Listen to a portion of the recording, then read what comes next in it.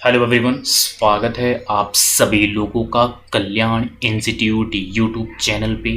आज हम इस वीडियो के माध्यम से क्रय शक्ति समता सिद्धांत को जानने और समझने का प्रयास करेंगे कि क्रय शक्ति समता का सिद्धांत है क्या, किस तरह से होता है। आज की इस वीडियो के माध्यम से यही समझेंगे, तो आप इस वीडियो को अंत तक जरूर देखिएगा। और अगर चैनल को अभी तक सब्सक्राइब नहीं किया है तो चैनल को जरूर सब्सक्राइब कर दीजिएगा। तो चलिए समझते हैं कि क्रय शक्ति समता का सिद्धांत ये दरअसल है क्या और किस तरह से होता है।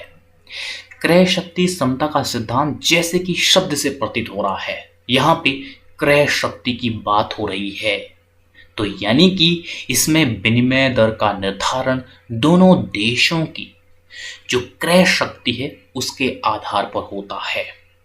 यानी कि जब हम विदेशी विनिमय दर का निर्धारण करते हैं, यानी कि अगर हम विदेशी विनिमय दर कह रहे हैं तो इसका मतलब क्या है, एक देश की करेंसी का दूसरे देश की करेंसी को जिस दर पर हम लेन देन करते हैं या उस देश की करेंसी को प्राप्त करते हैं उसे ही विदेशी विनिमय दर कहते हैं।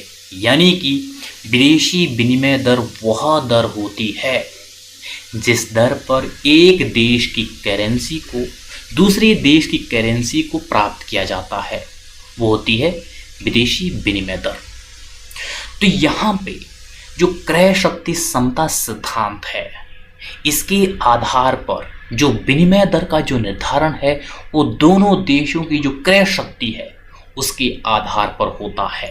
उसी के आधार पर तय होगा कि एक देश की करेंसी दूसरे देश की करेंसी किस दर पर वो विनिमय किया जाएगी। तो यानी कि जैसा मैंने पहले कहा कि क्रय शक्ति समता सिद्धांत इसके शब्द में ही छिपा हुआ, इसका मतलब कि क्रय शक्ति के आधार पर होगा कि वहाँ की जो करेंसी है उसकी जो क्रय करने की जो पावर है, जो क्षमता है, वो क्या है, उसके आधार पर ही विनिमय दर का निर्धारण होगा। इसको एक एग्जाम्पल के माध्यम से समझते हैं।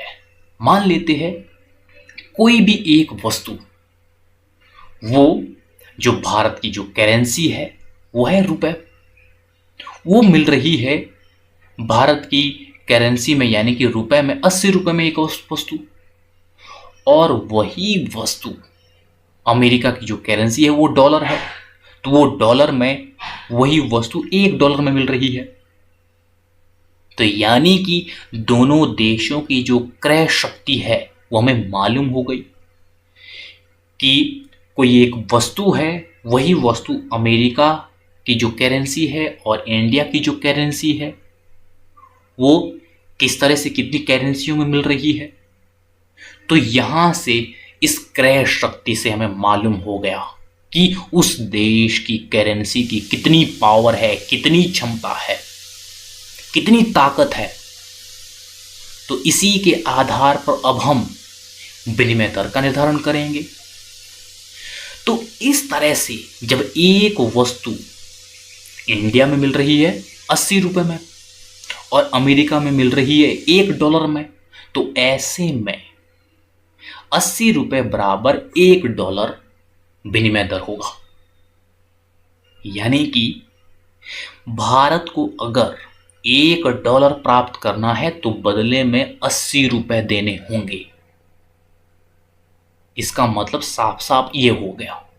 तो इस तरह से जो क्रय शक्ति है उसके आधार पर जब हम विनिमय दर का निर्धारण करते हैं तो उसे हम क्रय शक्ति समता सिद्धांत कहते हैं। तो इस तरह से आज की इस वीडियो के अंतर्गत हमने क्रय शक्ति समता सिद्धांत को बड़ी आसान शब्दों में जानने और समझने का प्रयास किया है। तो मुझे उम्मीद है कि आपके लिए आज की ये वीडियो काफ़ी उपयोगी रही होगी। और अगर चैनल को अभी तक सब्सक्राइब नहीं किया है तो चैनल को ज़रूर सब्सक्राइब कर दीजिएगा और मुझे दीजिएगा इजाज़त। और आप सभी लोगों का बहुत बहुत शुक्रिया।